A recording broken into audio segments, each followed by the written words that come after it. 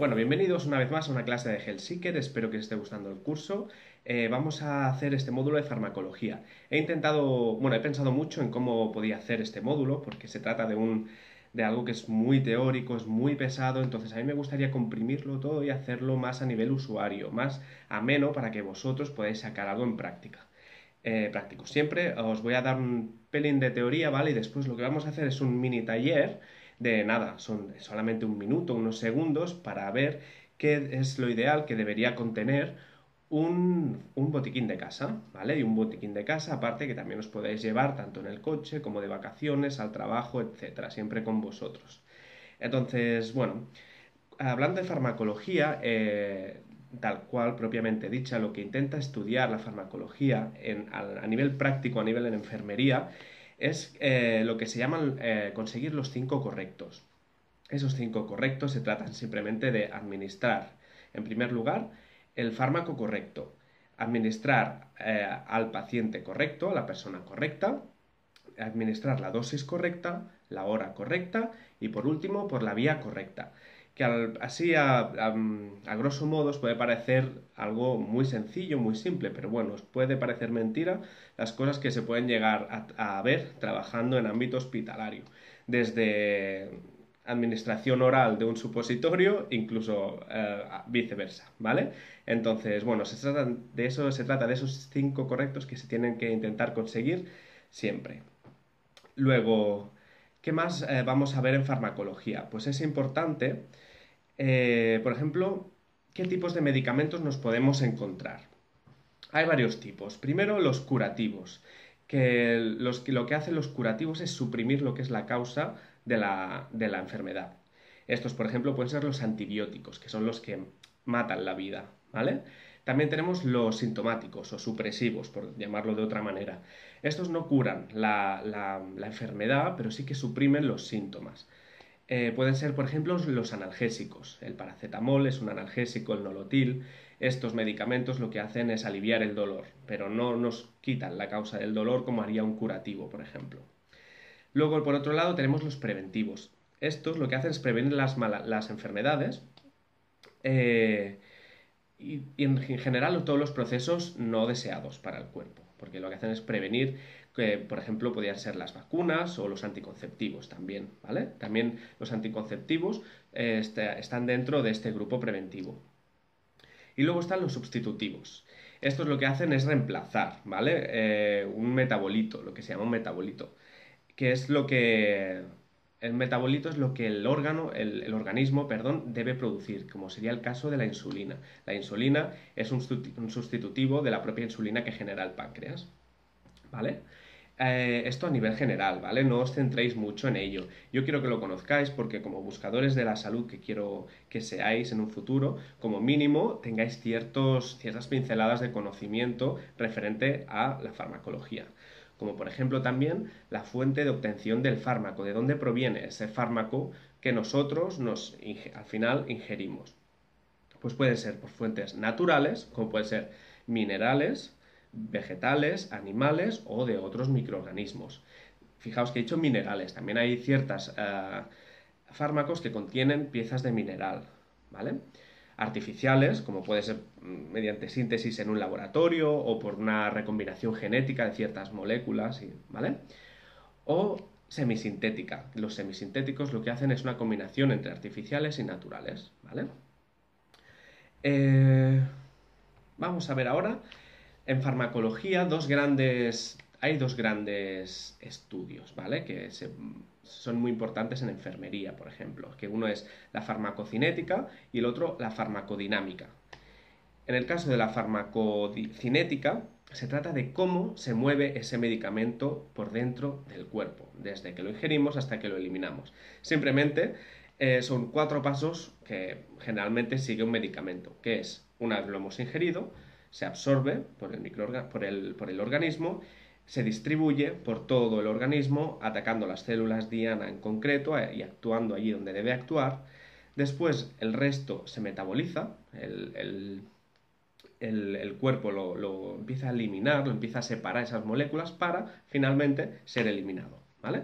Así que si en algún momento de vuestra vida os encontráis con este término de farmacocinética, Recordad que cinética siempre hace referencia al movimiento, con lo cual es el movimiento del fármaco en el interior de nuestro cuerpo.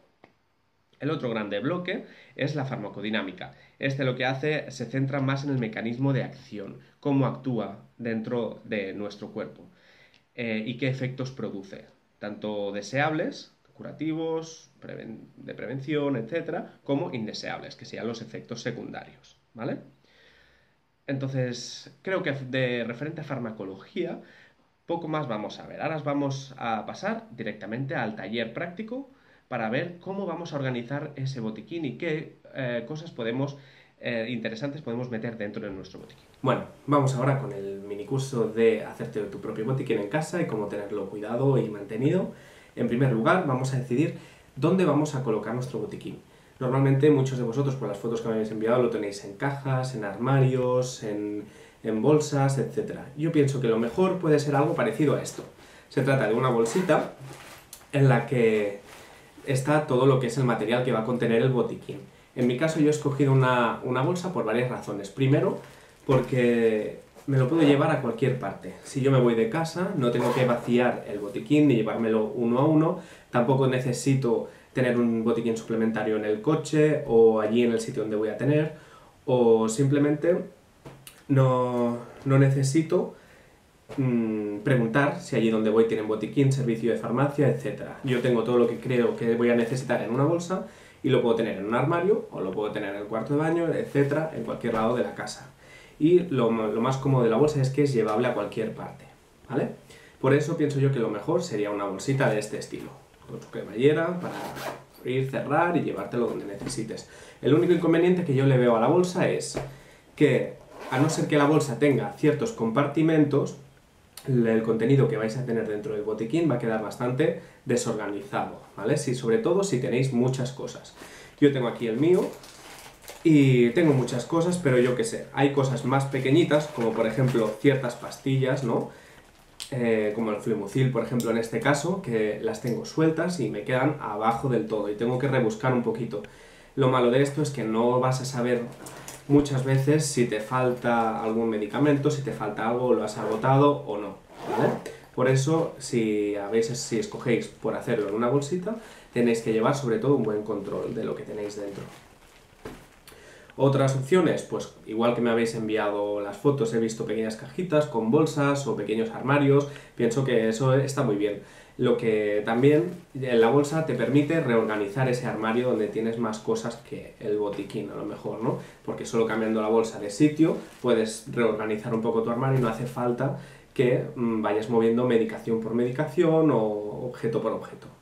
Entonces yo he optado por esto, aunque, por supuesto, es libre que vosotros escojáis cualquier cosa que se adecue más a vuestro hogar y a vuestro uso que le vais a dar al botiquín, ¿vale? Respecto al interior, ¿qué debe contener un botiquín? Como principios básicos. Lo primero, que yo considero bastante esencial, es el material de curas. Siendo sinceros, no vamos a utilizar un botiquín de manera normal o usual. Lo vamos a utilizar cuando nos pase algo, tengamos algún dolor y vayamos a buscar un fármaco o nos haya pasado algo. Lo más común que nos pasa en ámbito doméstico puede ser heridas, cortes, quemaduras en la cocina, a lo mejor nos caemos, nos damos un golpe y nos sale un morado, etc. Cositas así. Es lo más habitual que nos va a pasar en el domicilio. Por ello, vamos a tener material pues como tiritas, puntos de aproximación. Los puntos de aproximación se parecen mucho a las tiritas, son así como largos, blanquitos, y lo que tienen es que funcionan como la tirita, pero mucho más fuerte. Y van muy bien cuando tenemos un corte un poco más profundo de lo normal para juntar los bordes de la herida. De esta manera, las tiras por aproximación lo que hacen es que ayudan a que las heridas cierren por un método de primera intención. La primera intención es cuando los bordes de la herida se juntan normalmente y se acaba cicatrizando solo. Es como un punto de sutura, pero en tirita, y va bastante bien, sobre todo aquellos que tenéis niños por casa que no paran de hacer el loco y acaban siempre con heridas un poco más profundas de lo que normalmente te puedes hacer. Después, pues cosas como esparadrapo, gasas, hemos hablado de suero fisiológico para limpiar. Cuando nos vamos a hacer una herida, lo principal es la limpieza. Para ahorrar espacio, yo considero que con yodo será suficiente, o alcohol, ¿vale? Sin embargo, si queréis tener una amplia variedad de productos de limpieza para heridas, pues ya añadiréis el agua oxigenada, podéis añadir clorhexidina, etc. Hay varios productos en el mercado a los que podéis acceder. Si no tenéis ninguno de estos productos o no queréis gastaros o invertir dinero en ellos, el agua y jabón de toda la vida va estupendamente. De hecho, muchas veces se sigue utilizando en el hospital el agua, aunque de uso más común vamos a encontrar siempre el cloruro sódico, el suero fisiológico, ¿vale? Entonces, podéis optar. Yo creo que lo más económico será el yodo o el agua oxigenada, el alcohol, ¿vale? Después, ¿qué podemos tener? Guantes, por ejemplo. En el caso, guantes, bueno, depende, ¿vale? Aquí vamos a hacer un paréntesis. Si se trata de un botiquín que vosotros vais a llevar en el coche y veis algún día, por lo que sea, algún accidente que es muy poco probable y tenéis que socorrer a alguien por lo que sea, que también será poco probable, lleva siempre unos guantes, porque no, desgraciadamente hay muchísimas enfermedades que se transmiten por vía sanguínea, ¿vale? De transmisión mediante fluidos corporales, y nunca sabéis a quién estáis asistiendo. Por muy buena intención que vosotros tengáis, siempre puede haber un contagio de alguna enfermedad, con lo cual si asistís a alguien que no conocéis, guantes siempre podéis llevar, ¿vale? Estando en casa, en un entorno conocido, tal vez no hace falta. Material de curas por un lado. Siguiente, vendajes.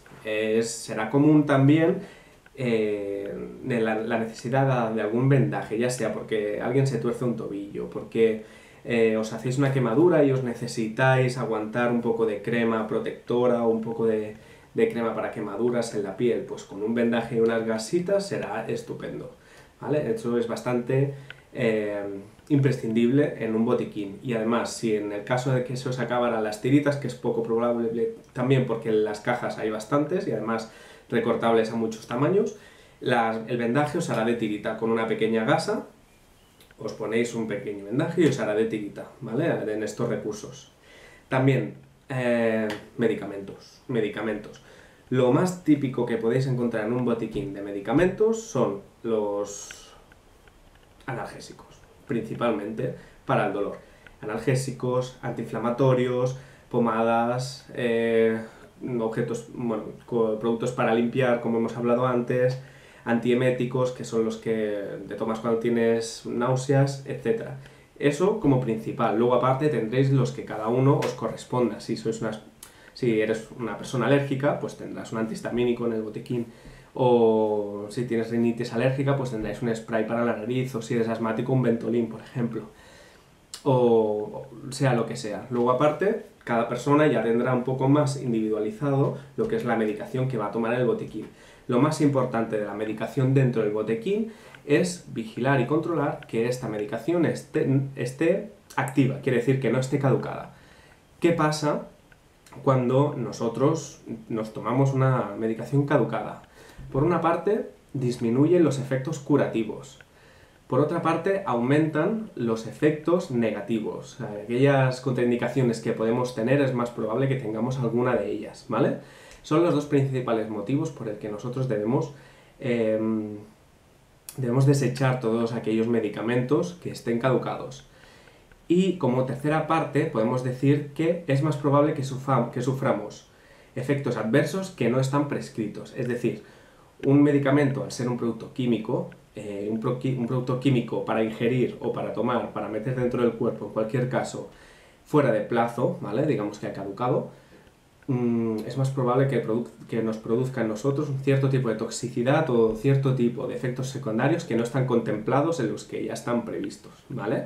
Entonces es importante que si no queréis arriesgaros a tener prácticamente cualquier cosa, sobre todo a nivel de hígado, por ejemplo, no os lo toméis, ¿vale? Mi consejo a la hora de controlar los medicamentos es que dentro del botiquín os incluyáis primero una pequeña guía de primeros auxilios, que la podéis encontrar en prácticamente cualquier página de internet, una pequeña guía de primeros auxilios y también una pequeña guía del contenido, un índice del botiquín, por decirlo de alguna manera, ¿vale? En este pequeño índice vamos a tener vamos a escribir los medicamentos que tenemos y sus caducidades. Y de vez en cuando vamos a ir revisando Porque al hacer ese pequeño índice, nosotros ya en nuestro cerebro activamos que estamos realizando una tarea. Y eso hará que no se nos olvide y que de vez en cuando vayamos revisando esas caducidades que tenemos que controlar, ¿vale? Después, pues por ejemplo, varios objetos que podemos tener en el botiquín, aparte del librito de primeros auxilios, que suele ser una herramienta bastante productiva. Tenemos, bueno, bolsas de frío y bolsas de calor, pues para contusiones, para golpes, tijeras, pinzas, todo, esparadrapo, todo este pequeño material que nos puede dar de soporte a las otras grandes fases que como hemos visto ya, ¿vale? Y ya está, principalmente eso es lo que debe contener un botiquín. ¿Alguno de vosotros no tiene botiquín? Es mejor que os hagáis uno, ¿vale? Porque será mucho más fácil para vosotros el poder controlar qué medicamentos están al orden del día y qué no. Qué medicamentos son buenos y qué no, ¿vale? Otro consejo relacionado con la medicación, por ejemplo, sería el caso de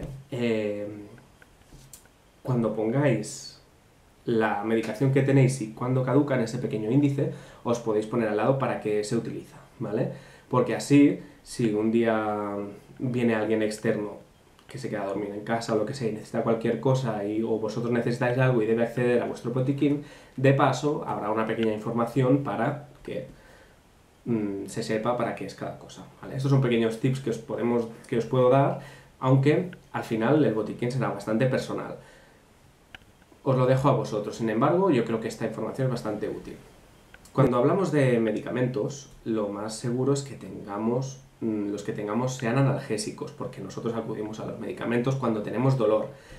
Según la OMS, que tiene una escala analgésica, los medicamentos que más utilizamos o los medicamentos que deberíamos utilizar, de diferente orden, son el ácido acetilsalicílico, que es la aspirina de toda la vida, el paracetamol, los AINES y el metamizol. Los AINES son los antiinflamatorios no esteroideos, que aquí entra el ibuprofeno. Y el metamizol es el nolotil, de toda la vida, ¿vale? El ácido acetilsalicílico. ¿Qué precauciones debemos tener en cuenta antes de tomarnos este fármaco, que es la aspirina de toda la vida, ¿no? Que tuvo su época de gran fármaco milagro y al cabo del tiempo se ha ido perdiendo esta fama y aparte se han ido descubriendo otros fármacos. Primero se trata de un fármaco que hace más líquida la sangre, por lo tanto, todas aquellas personas que están tomando ya un tratamiento para diluir la sangre, ¿vale? Hablamos en términos de estar por casa, el ácido acetilsalicílico lo que va a hacer es aumentar ese efecto de liquidación de la sangre, ¿vale? Con lo cual hay un riesgo muchísimo mayor de hemorragias. El ácido acetilsalicílico, la aspirina, también se utiliza mucho de prevención para trombos y enfermedades cardíacas, ya que al diluir más la sangre evita que el colesterol o el espesor de la sangre pueda formar coágulos más fácilmente. También, si queremos un buen efecto del ácido acetilsalicílico en nosotros, tenemos un tip, que es no tomarlo con antiácidos, porque el hecho de tomar Almax y una aspirina, por ejemplo, anularía la aspirina, porque aumentaría su eliminación. Y si queremos potenciar el efecto de la aspirina, lo que deberemos hacer es tomar café. La cafeína lo que hace es que nosotros absorbamos mucho más fármaco, mucha más cantidad de fármaco en el cuerpo, con lo cual el efecto será mucho mayor con el café. Es bastante curioso y creo que es interesante que lo sepáis. Ahora vamos a hablar referente al paracetamol. El paracetamol es muy parecido a la aspirina, sin embargo la aspirina tiene un efecto que es parecido al ibuprofeno. La aspirina bueno, pues para la fiebre, para el dolor y además también es antiinflamatorio. Y en contrario con el paracetamol, que en este caso sirve también para el dolor, para la fiebre, pero no es antiinflamatorio. Con lo cual, cuando nosotros tengamos un dolor y queramos paliar ese dolor, tendremos que decidir si pensamos que ese dolor está causado por algún tipo de inflamación o no. En ese caso, si no está causado por ningún tipo de inflamación, optaremos por el paracetamol, que contendrá menos componentes químicos para nosotros, ¿vale? Es muy importante esto porque mucha gente a la hora de dolerle la cabeza va directamente al ibuprofeno. Sin embargo, lo más normal es que un paracetamol te vaya mucho mejor. O, en su defecto, si queréis algo antiinflamatorio, tirar por la aspirina.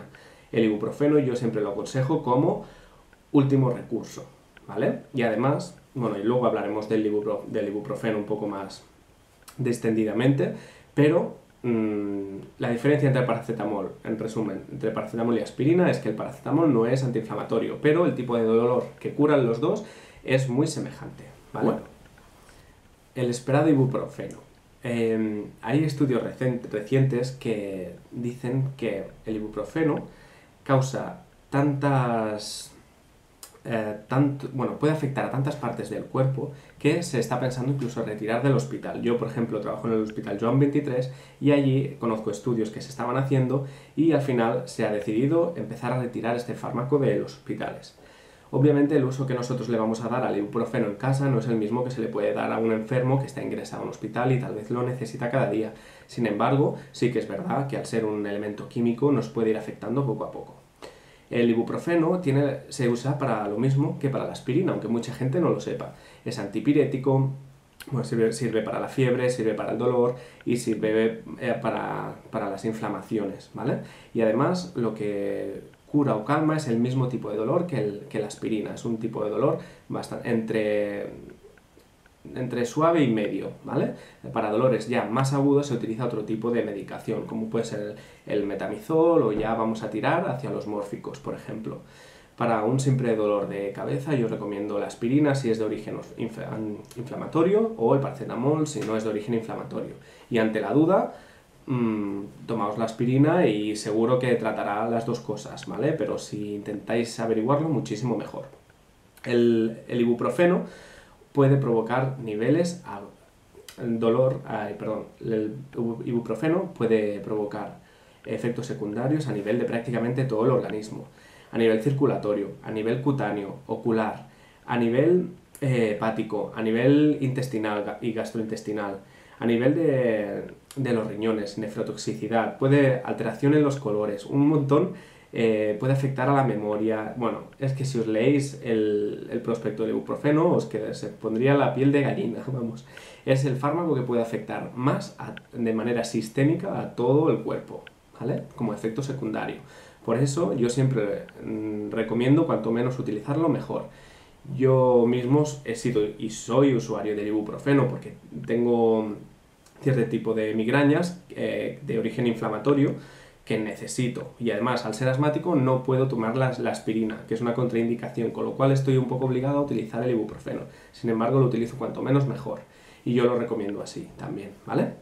Además, el ibuprofeno, una de las facetas extrañas que tiene es que por aumentar la dosis no aumenta su efecto analgésico, ¿vale? Te podrías tomar para el dolor 2 ibuprofenos, ¿vale? Vamos a bajar un poco la dosis. Te podrías tomar 20 y te afectaría de la misma manera que si tomarías uno. Es decir, por más que te tomes, el efecto analgésico siempre será el mismo que la primera dosis, ¿vale?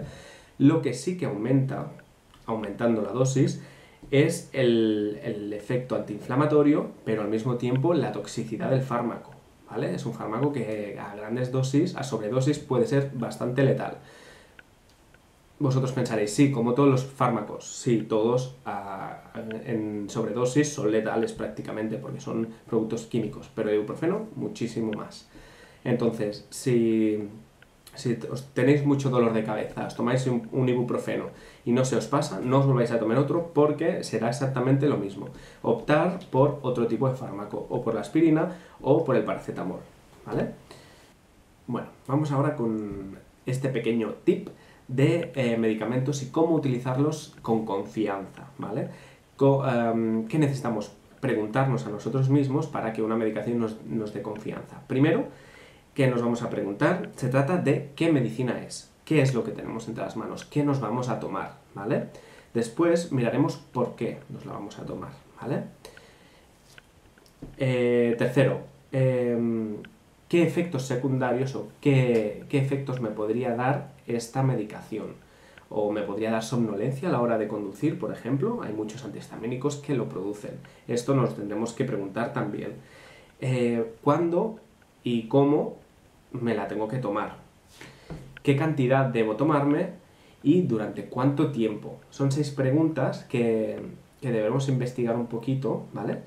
Y al saber estas 6 preguntas nos dará un poquito más de confianza el si tomarnos una medicación o no. Y bueno, más o menos hasta aquí el pequeño módulo de farmacología y cómo hacernos nuestro propio botiquín, cosas interesantes, cosas importantes que podemos tener dentro. Espero que os haya gustado. La verdad es que he reducido mucho el temario porque pienso que para vosotros será más ameno y mucho más útil que si yo ahora me pongo a explicar todos los elementos básicos de la farmacología, que en principio es lo que iba a hacer, pero no quiero aburriros más.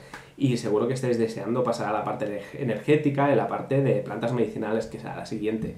Así que nada, vamos a dejarlo aquí. Espero que os haya gustado la farmacología y ahora tengáis unas pinceladas un poquito más para organizar bien vuestro botiquín. Y nada, nos vemos en el próximo módulo. Hasta luego.